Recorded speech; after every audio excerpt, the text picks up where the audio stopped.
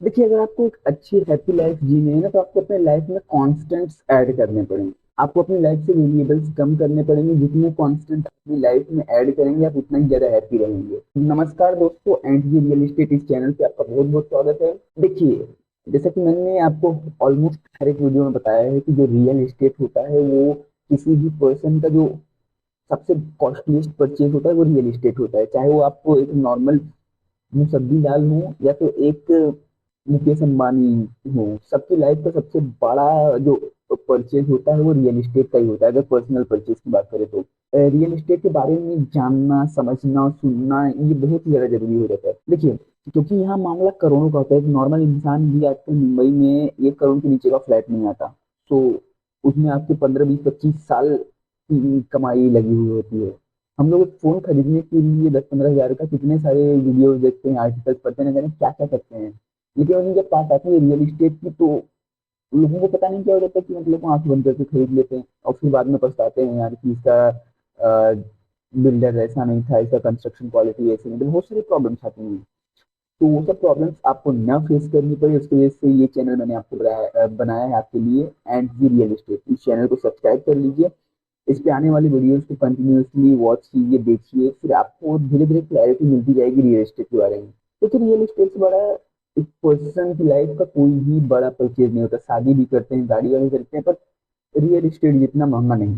तो real estate के बारे में भी जानना सबके लिए मैंडेटरी होना चाहिए। वीडियो शुरू करते हैं। देखिए, जैसे मैंने आपको स्टार्टिंग में बताया था कि अगर आपकी लाइफ में हैप्पी रहना है, खुश रहना है, तो आपको अपनी लाइफ में कॉन्स्टेंट ऐड करने पड़ेंगे। तो ये जो सिटी होता है, शहर होता है, जिस शहर में रहते हैं या तो जिस भी शहर में रहना चाहेंगे, आप उस शहर को कांस्टेंट पकड़ लीजिए।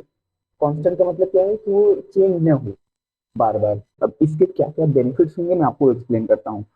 जैसे कि आप सब लोग को पता होगा पावर ऑफ कंपाउंडिंग क्या है। वो जो चेस के दाने में एक चेस का बोर्ड होता है, उसके पहले दाने में एक दाना रखे, दूसरे दाने में दूसरे बॉक्स में जाके दो, फिर उसको डबल करते जाते हैं, तो जब लास्ट के दाने तक पहुंचते हैं तो पूरे वर्ल्ड का जो राइस है वो भी कम पड़ जाता है।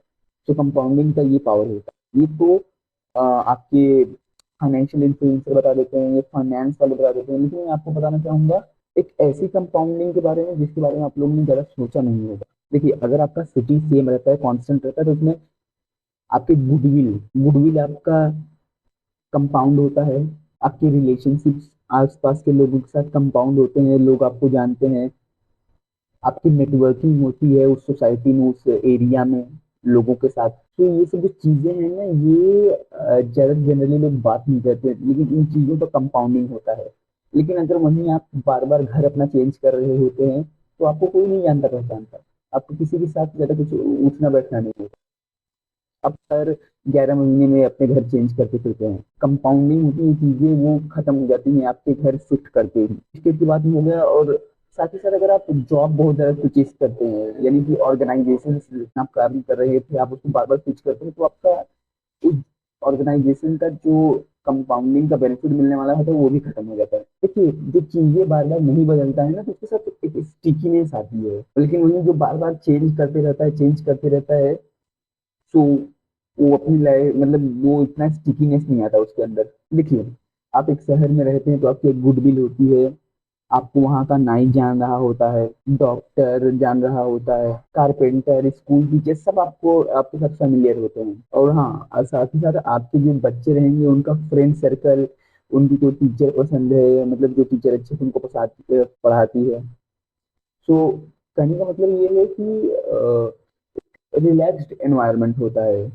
लेकिन वहीं आप चेंज कर देंगे उस एनवायरनमेंट को, सो अनसर्टेनिटी आ जाती है, और बच्चों के लिए भी और आप लोगों के लिए भी। आपको सेटल होने में ही एक नए इलाके में, नए एरिया में 5, 6 महीना, साल भर लग जाएगा सब चीजें पता करने में, कौन सी चीजें कहाँ मिलती हैं, कौन सी कहाँ नहीं मिलती हैं। आप 20s में होते हैं, जब आप अपने अर्ली 20s में होते हैं, तो आपको ज्यादा फर्क नहीं पड़ता है। अपनी अपने बारे में इतना लॉन्ग टर्म विजन नहीं लेके चल रहे होते हैं। उस समय आप करियर में स्ट्रगल कर रहे होते हैं, और आप किसी भी रेडी पे जाकर कोई भी गंद कचरा खाना खा लेते हैं। लेकिन जब बात की शादी हो जाती है, अपनी फैमिली आ जाती है, तो फिर आप ये सब चीजें नहीं कर सकते। आप बार बार अपनी लोकेशन को चेंज नहीं कर सकते, क्योंकि आपके साथ एक फैमिली है। उसकी फैमिली में फिर आपके घर में कबर्ड, एसी, कूलर, पता नहीं क्या क्या चीजें रहेंगी, अप्लायंसेस रहेंगे, फिर उनको लेके जाना लेके आना, तो एक हेक्टिक काम हो जाता है। और आप बार बार ऑफन चेंज करते रहते हैं घर में, तो कैसा होता है कि जो बहुत सारे अपॉर्चुनिटीज आपको रियल एस्टेट की रिगार्डिंग उस एरिया में, एक कांस्टेंट एरिया में रह के पता चलने वाली थी, तो आपको नहीं पता चलती। अब जैसे कोई सरकारी गवर्नमेंट में है, मतलब सरकारी नौकर है जो ट्रांसफरेबल जॉब में है, वो चंडीगढ़ में रह रहा है, उसको पता है कि उसको ट्रांसफर होने वाला थी, तो वो चंडीगढ़ में ही प्रॉपर्टी नहीं खरीदेगा और अपने गांव में मतलब कहीं नहीं खरीदेगा। उसका तो लगेगा यार मेरे को इधर रहना है, ये पता नहीं कब कहाँ रहना है, तो वो प्रॉपर्टी नहीं खरीदेगा। फिर प्रॉपर्टी की प्राइस इतनी बढ़ती जाएंगी, एक टाइम पे वो ना उसके पास प्रॉपर्टी रहेगा, और वो प्रॉपर्टी को नए परचेज करने के उसके पास पैसे भी नहीं रहेंगे, क्योंकि प्रॉपर्टी बहुत ज्यादा स्पीड से ग्रो कर रही है इंडिया में। देखिए मैं आपको एग्जांपल भी समझाता हूँ। ये जो ग्रुप ए अधिकारी होते हैं जो ट्रांसफरेबल जॉब में है, over the period of time group C अधिकारी, जो ग्रुप सी लेवल के मतलब एम्प्लॉयज होते हैं गवर्नमेंट में, लॉन्ग टर्म में 15 20 25 साल में, उससे पीछे हो जाते हैं in terms of wealth creation most of the time. उसका तो एकदम मामला सेट रहता है, उसको अपने घर से गाँव के नजदीक रहता है, उसको घर से हेल्प मिलती रहती है, और लोग भी उसमें इन्वेस्ट करना चाहते हैं क्योंकि उनको पता है कि ये इधर ही रहता है। और जो रेंट के बार चेंज करते रहते हैं लोग, उस पर इन्वेस्ट भी नहीं करते हैं, बोलते हैं सही ये 10 12 15 महीने के लिए आया है फिर चले जाएगा। तो इंडिया में अभी भी है जो रेंट के लोग रहते हैं, उनको देख के जो मकान मालिक है ना, उनकी ऐसी मतलब वो अलग ही इमेज रहती है, उनको उतना रिस्पेक्ट नहीं मिलती है रेंट पे रहने वाले लोग। देखिए आप एक कॉलोनी में रहते हैं, आपका एक पड़ोसी रहता है, क्योंकि देखिए सब लोग जो होते हैं ना लॉन्जिविटी सीख करते हैं कि यार ये कब तक सोसाइटी में रहेगा, कब तक नहीं रहेगा। इवन आपके जो रिश्तेदार हैं वो भी लॉन्जिविटी सीख करते हैं। मैं आपको एक और एग्जाम्पल देके समझाता हूँ। दो बच्चे हैं, एक बच्चा जो है वो अपने माता पिता के साथ रहता है, और जो दूसरा बच्चा है वो जॉब को लेके ऐसा शहर शहर घूमते फिरते रहता है, ट्रांसफर होते रहता है उसका। देखिए जो लड़का माँ बाप के साथ रहता है ना, उसको माँ बाप का प्यार भी ज्यादा मिलता है, माँ बाप की प्रॉपर्टीज भी उसी के पास जाती हैं, और माँ बाप की सहानुभूति भी उसके साथ जाती है। ये तो तब है जब आप दोनों सगे भाई हैं, आपके पेरेंट्स ऐसा करते हैं, तो आपकी सोसाइटी कैसा करेगी। ये सब डिफिकल्टीज आपको फेस करनी पड़ सकती हैं अगर आप बार बार अपने जो सिटी है उस कांस्टेंट में रखते हुए जब ट्रांसफरेबल जॉब में होते हैं। तो इसको लेकर मैं आपको बोलता हूँ कि आपको एक ऐसे जॉब में रहना चाहिए जिसमें ट्रांसफर ना हो बार बार, ताकि आप अपने बाकी सब चीज़ों पर भी ध्यान दे सकें। तो उम्मीद करता हूँ कि आपको ये वीडियो समझ में आया होगा, थोड़ा बहुत समझ में आया होगा। अगर आपको समझ में आया रहे तो आप कमेंट में लिख दीजिए कि समझ आ गया, नहीं आया रहे तो लिख दीजिए समझ नहीं आया। मैं आपको आगे वीडियोज में दूसरे वीडियो बना के और अच्छे से समझा दूंगा।